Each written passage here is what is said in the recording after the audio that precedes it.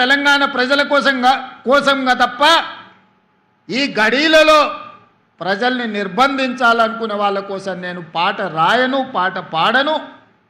అలాంటి వాళ్లకు చరిత్ర ఖచ్చితంగా గుణపాఠం చెప్పుతుంది అని చెప్పి అందశ్రీ గారు ఎన్నోసార్లు నాతో మాట్లాడడం జరిగింది.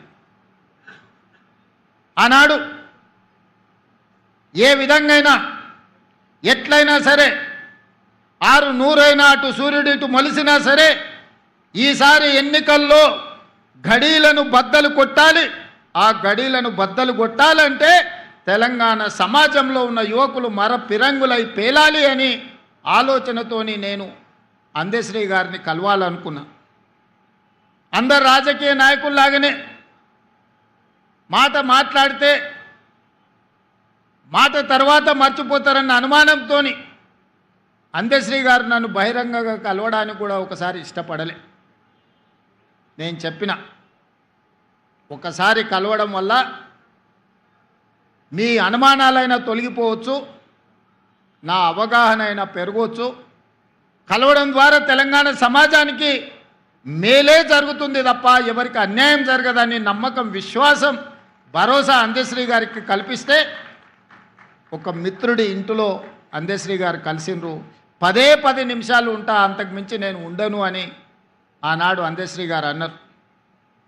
5 నిమిషాలకైనా మనం కలుద్దాం. ఈనాడు మనందరం ఏకలు కావాల్సిన అవసరం ఉన్నది. ఎంత పెద్ద సర్పానైనా చీమల దండు దండించగలుగుద్ది, మనందరం కూడా దండు కట్టాల్సిన అవసరం ఉందని ఆనాడు అందశ్రీ గారితో మాట్లాడిన సందర్భంగా నేను వారికి విజ్ఞప్తి చేసి, నా జీవితంలో జరిగిన అనేక సంఘటనలు ఆయన నిశ్శబ్దంగా గమనిస్తూనే ఉన్నాడు.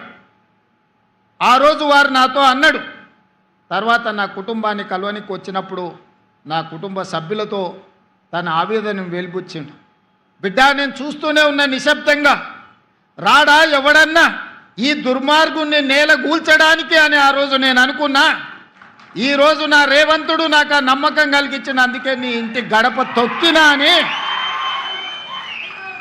నా ఇంటికి వచ్చినప్పుడు నా కుటుంబ సభ్యులతోని అందశ్రీ అన్న మాటలు, ఆ మాటతో అందశ్రీ కవి, గాయకుడు, తెలంగాణ ఉద్యమకారుడు, నాకు ఆత్మ బంధువుగా మారిండు. నా కుటుంబంలో పెద్దన్నగా నేను అందశ్రీ గారిని ఆమోదించిన. మేము 7 మంది అన్నదమ్ముళ్ళం, నేను 4వ వాడిని. మా పెద్దన్ననే నాకు స్ఫూర్తి. ఈరోజు ఈ స్థాయికి రావాలని, ఒక స్థాయిలో ఉండాలని ఎన్నో కలలు మా అన్న నాడు అన్నాడు. నేను ఎదుగుతున్న క్రమంలో మా అన్నను కోల్పోయినా. ఆ తర్వాత నాకు కనిపించిన పెద్దన్న అందశ్రీ అని చెప్పి నేను ఈ సందర్భంగా చెప్పదలుచుకున్నా. అలాంటి అందశ్రీని, తెలంగాణ ప్రజలకు స్ఫూర్తినిచ్చిన అందశ్రీని ఆనాటి ప్రభుత్వం ఎంత నిర్లక్ష్యం చేసిందో మనం చూసినాం. గద్దరన్న గురించి నేను చెప్పాల్సిన అవసరమే లేదు.